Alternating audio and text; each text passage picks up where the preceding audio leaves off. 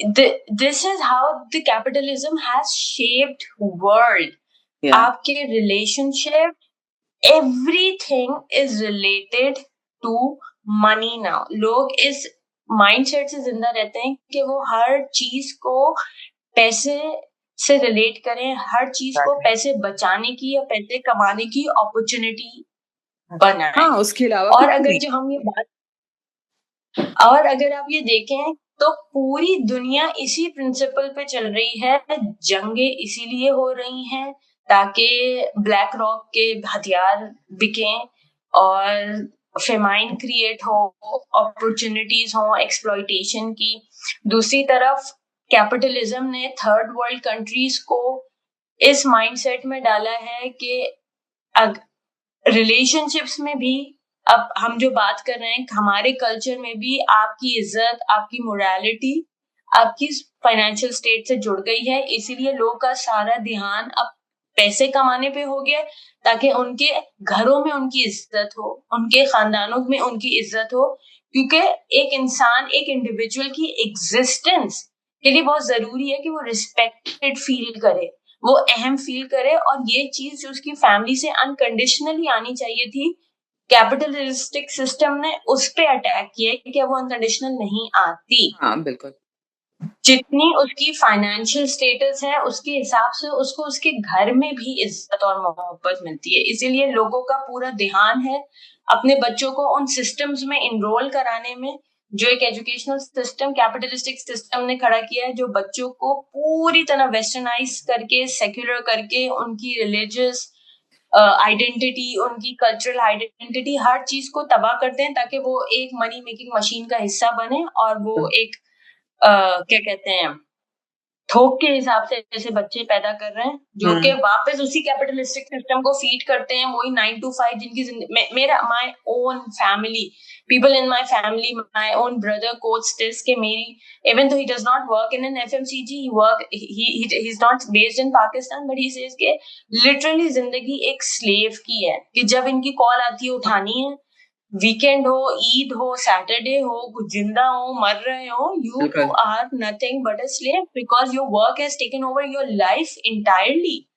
And this again, the emptiness you get out of this life because human beings are not made to live in this mechanical way, उसको fill करने के लिए भी आप वापस capitalistic system के पैदा हुए हुए कंज्यूमरिज्म में जाते हैं कि मैं चीजें खरीद लूं, मैं खाना खरीद लूं, मैं उस पैसे से अपनी अंदर की खला को भरने के लिए सामान खरीदूं.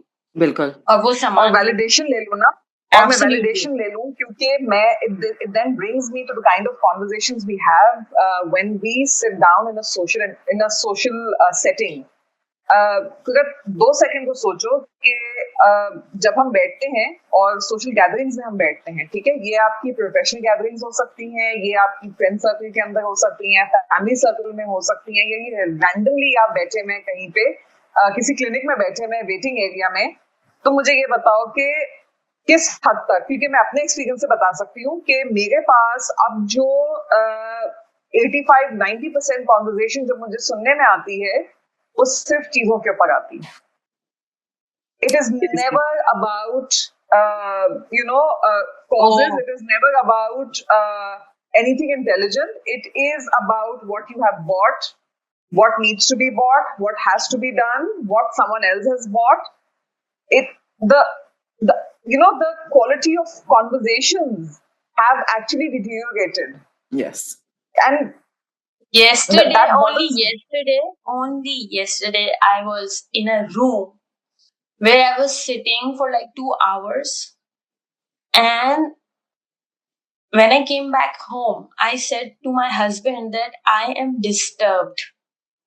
Like something in me is disturbed. Materialism has taken over everything. I think lifestyle entirely. Nothing in life matters. And believe me, these are the same people I've been meeting for years now, and they were not like that.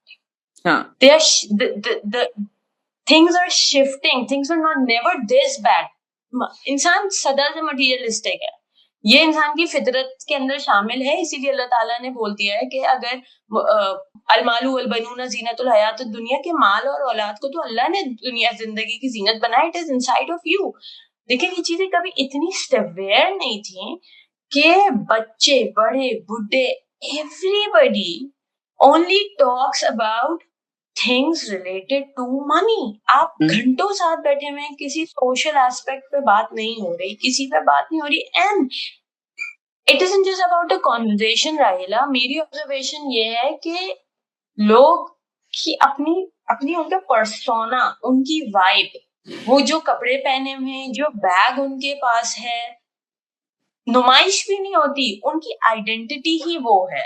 अगर अगर इसको मैं एक आम, अगर मैं artist होकर इसको वो करूँ ना, तो मैं अब एक इंसान को ड्रॉ करूंगी ना, तो उसके ऊपर मैं लेबल्स लगाऊंगी, क्योंकि उस इंसान की आइडेंटिटी ही वो लेबल्स हैं। वो अब कुछ भी नहीं है, वो एक एम्प्टी कंटेनर है जिसको उसने उन लेबल से भरा हुआ है। And what really baffles me is the two things: the complete absence of common sense you feel in these rooms, and number two, तकलीफ में हैं ये लोग, क्योंकि इनकी जिंदगी का हर डिसीजन, चाहे दिन का छोटे से छोटा डिसीजन हो या बड़े से बड़ा जिंदगी का डिसीजन हो, it is govern by the rule के लोग क्या कहेंगे। इससे आपकी अपनी जिंदगी मुश्किल हो जाती है, आप साइकोलॉजिकली ट्रैप हो जाते हैं। These people are not free, masses are not free, because everybody cares about what people think and people they don't like, people who don't like them, but they're interlocked in this chain where common sense is absent, and there's only just this material driven culture. Everybody's talking about, but क्योंकि हर तबके में आपके once, sorry, go ahead. Sorry, I was in a public toilet once, and you get to hear conversations because everything is so open. Oh, and it was really hard for me to hear some young girls in the pain that you're talking about, because they were like कि इतनी मैंने मेहनत करके makeup किया या फलाना कपड़ा लिया, तो अच्छा मुझे I think I'm getting old, क्योंकि मुझे लगा अब ये किसी लड़की की बात होगी कि उसने उसकी कदर नहीं की, और पता ही चला कि कहानी लड़के की थी ही नहीं। कहानी ये थी कि किसी ने कमेंट ही नहीं किया कि वो कितनी अच्छी लग रही है, और वो कपड़ा खरीदते वक्त उसे लग रहा था कि शायद she is not making the right choice because nobody will notice, and well now she is going to put that कपड़ा अवे और just give it to somebody और whatever, because she did not get that validation. अब मैं तनकीद नहीं कर रही हूँ, मैं सिर्फ ये बता रही हूँ कि तुम तकलीफ का ये लेवल समझो, क्योंकि चीजें सस्ती नहीं है, ठीक है ना। ये बच्चे, ये बच्चियां जब बाहर निकल करके कमा रही हैं या कमा रहे हैं, तो उसमें कोई ऐसा नहीं है कि उनको कोई लाखों रुपए मिल रहे हैं, ठीक है ना।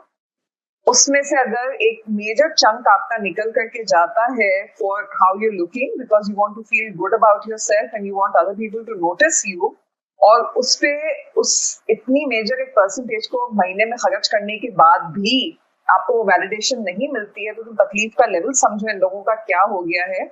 और ये बच्चे एक्चुअली परेशानी में हैं, क्योंकि ये उनके लिए मैटर करता है ये। और बट के राहिला के मोहब्बत, अटेंशन, मतलब तवज्जो, मोहब्बत, इज्जत, ये हर इंसान का बुनियादी हक है।